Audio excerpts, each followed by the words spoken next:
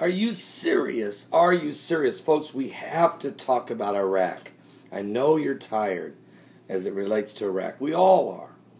But this thing is now set up for the biggest atrocities ever.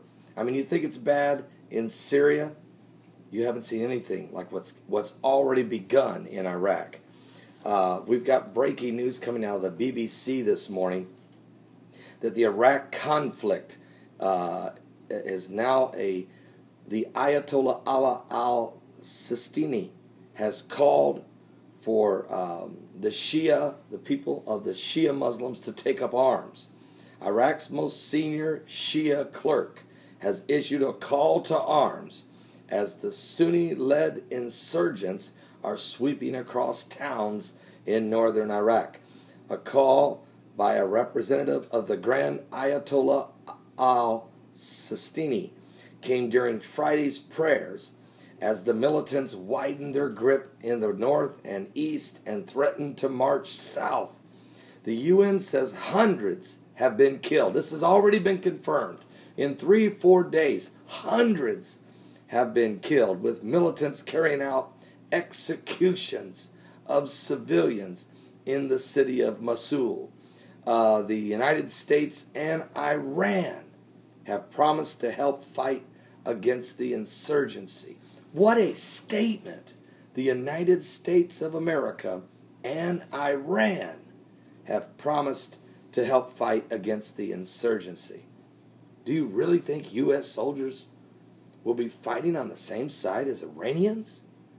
Led by the Islamic State in Iraq, the insurgents have threatened to push to the capital of Baghdad and regions further south dominated by Iraq's Shia Muslim majority, including holy cities of Naif and Karbala, whom they regard as infidels.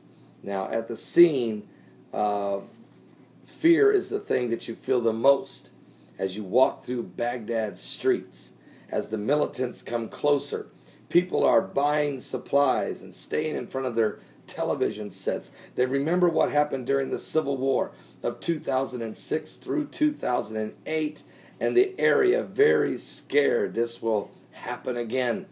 Many Iraqis no longer trust their national army after soldiers retreated from the Islamic State of Iraq and their advances. Some have even called for people to instead join the militia to defend the cities and the holy sites. It's certainly not the same Baghdad it has been in the last few years. Well, you know why, don't you? Because the United States of America's armed forces were there holding the peace. Now, when the United States went there, and I still don't know why we ever went. To this day, I'll never understand that one.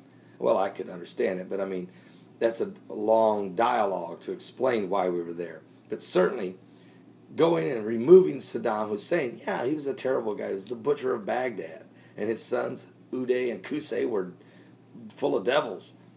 But what you did is replace one butcher and turn loose 1,000 butchers. And that's really what's happening.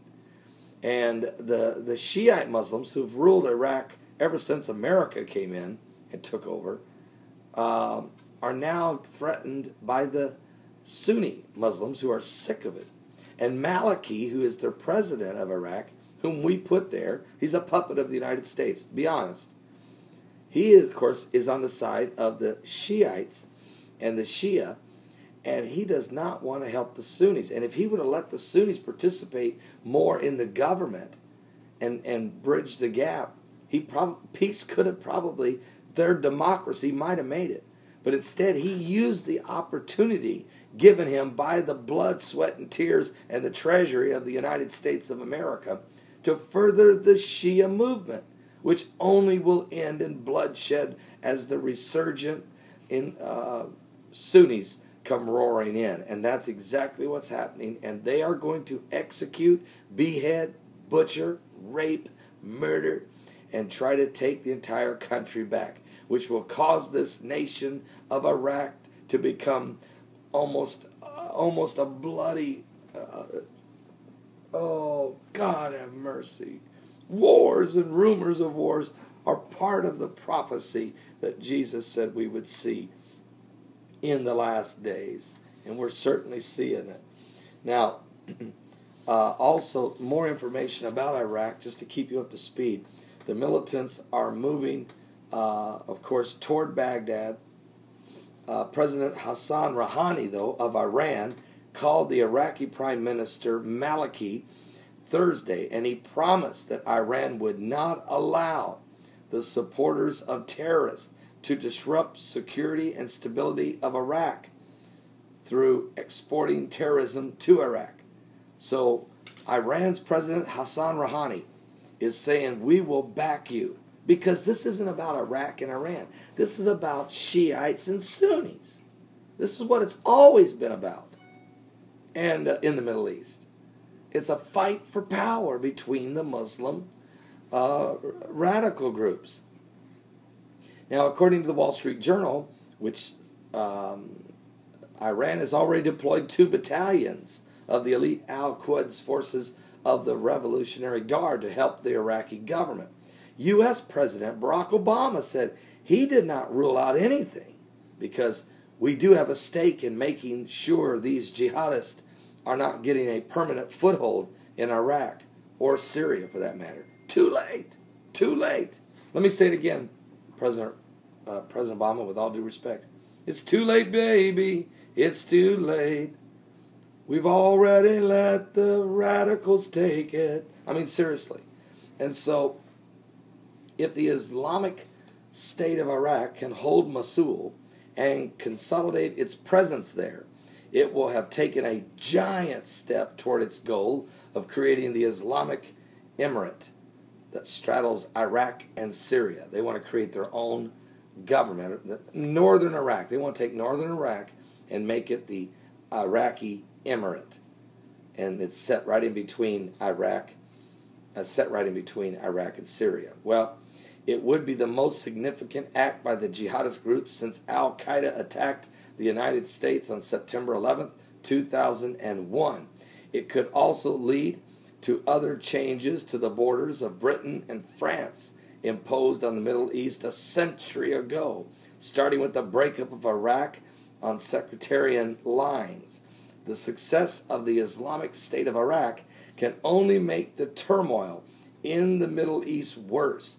The Islamic State of Iraq is an ultra-extremist Sunni Muslim group. Its success will deepen the sectarian conflict between Sunnis and Shias, and that is already the most dangerous fault line in the Middle East. Iran, which is a majority Shia Muslim country, shares a border with Iraq. It has a direct line to Iraq's Shia Muslim prime minister. So Maliki has close links with some of Iraqi's Shia militants. The Iranians could direct their proxies and even their own special forces units to Iraq and fight against the Islamic State of Iraq. So that might end up further inflaming the anger of the Iraqi Sunnis, who have already helped the advancing Islamic State of Iraq through Iraq. So U.S. airstrikes, if they happen, might do the same thing. Once again in the Middle East, the Americans have limited options.